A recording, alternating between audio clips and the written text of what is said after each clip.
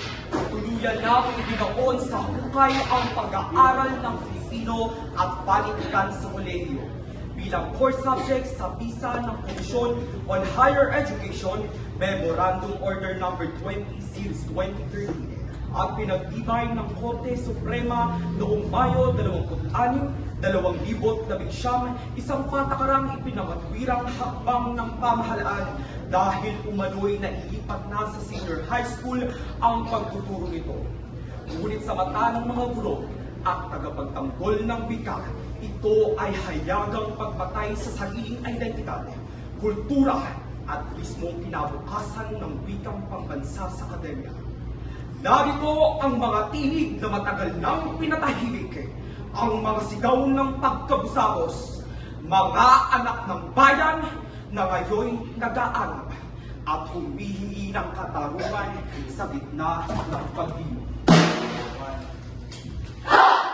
At ngayon, narito tayo, mga mag-aaral sa sistema ang turing sa Pilipino ay secondary at hindi necessary.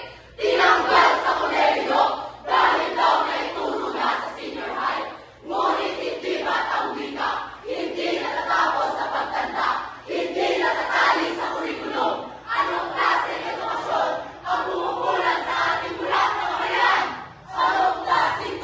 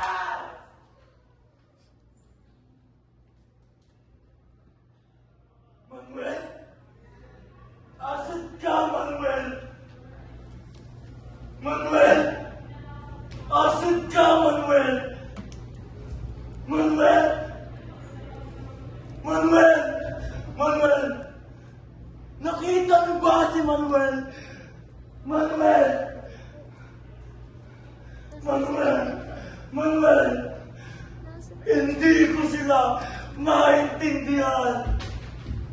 Taglish is ruining our language. Taglish is ruining our language. Taglish is ruining our language. Taglish is ruining our language. Totoo! Totoo yan! Hindi ito ang gusto, kundi paninira, paninira, paninira sa ating wikang pambansa. Sa bawat halong manyagang salita, unti-unti nating pinapawi ang diwa ng Pilipino. Pinapahira ang pagkakakilanlan ng lahi at nilalaban ang dangal, dangal, dangal ng ating kultura. Sayang ang sulok ng bansa, marinig. Buenos dias! Good morning! Annyeong! Ulit, nasaan na ang ating sariling magandang araw? Bakit tila unti-unti itong tinatabunan ng mga salitang hindi naman tumutubo sa lupaing iniuwian ng ating mga puso? Wikang Filipino, sa dugo, puso, at tinig ng ating lahi. Sa bawat pantig nito, naroon ang pawis ng ating mga ninuno at ang mga dugo ng mga bayaning nag-alay ng buhay. Kaya't huwag nating hayaan na tayo madala sa rumaragas at alon ng modernong panahon. Kaya sa harap ninyong lahat, hindi lamang ako tumatayo upang magsalita, kundi para ipagsigawan ang tinitibok ng aking puso. Ipagmalaki mo! Isigaw mo! Iingatan ko ang aking wika. Kaya't habang ako'y humihinga, hahawiin ko ang ingay ng mundo upang marinig muli ang tinig na dapat unang tumutugtog sa ating mga dila. Ako'y Pilipino. Ang wika ko'y kayamanan ko. Ngunit sa ating bayan, hindi natin kailangan ng banyagang halo sa ating mga dila. Pilipino sa puso, isip pagkakakilanlan, hindi palamutin o sapat para lamang sa modernong puso. Pilipino sa puso, isip pagkakakilanlan, hindi palamutin o sapat para lamang sa modernong puso. Sa modernong puso. Excuse me? This is not a Filipino class. Speak English! Alam mo,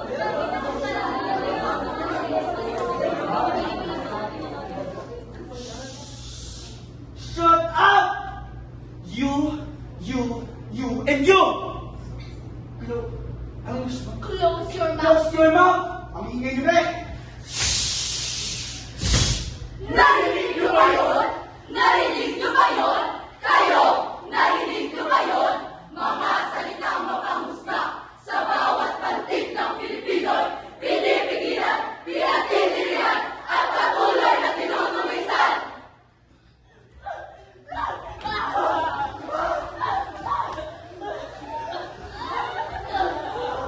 Parang awa niyo na. Parang awa niyo na. Huwag niyo na akong pigil ang pagsalita. Huwag nang manahimik pa. Para hindi na namin ang tinatagalan ng tinig. Hindi ninyo ako marinig dahil hindi niyo naman ako pinapakinggan. Paulit-ulit na. Wala nang pagbabago. Ngunit ngayon ay hindi.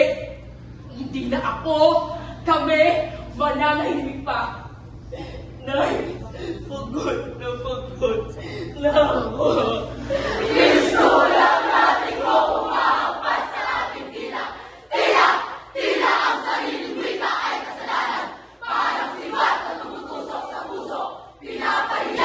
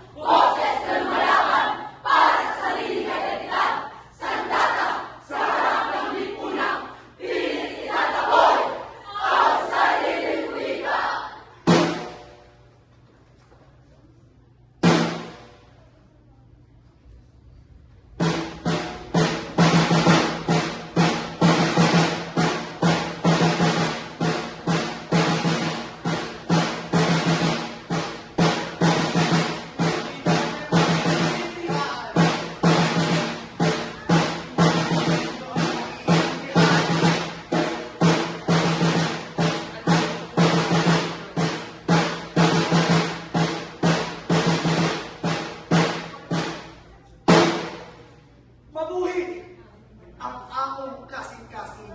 Mabuhi ang pinulungan!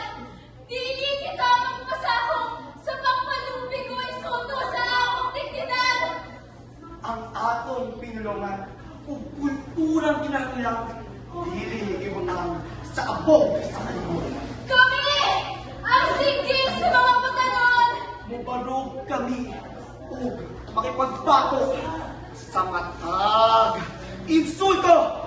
Mabuhay ang ating puso! Mabuhay ang wika! Hindi kami susunod sa panlalaman o pangalusta sa aming laman. Ang aming dila at kultura ay hindi dapat ilagay sa alinabok. Ng pag-iwot, kami ang sigaw ng kabataan, titindig at lalaban sa bawat tang alimusta.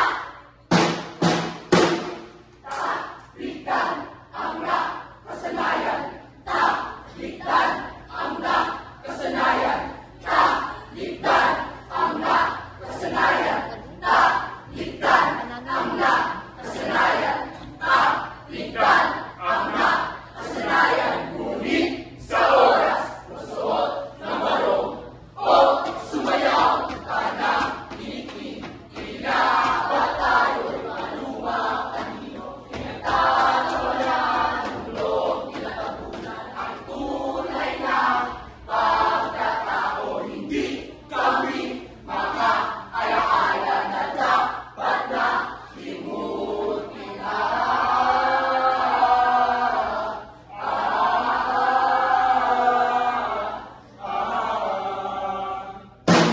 Kami ang sigaw ng lahing may tanahan, wika, boses na humahamon sa banyagang panlilang at kolonyal na kamangmangan.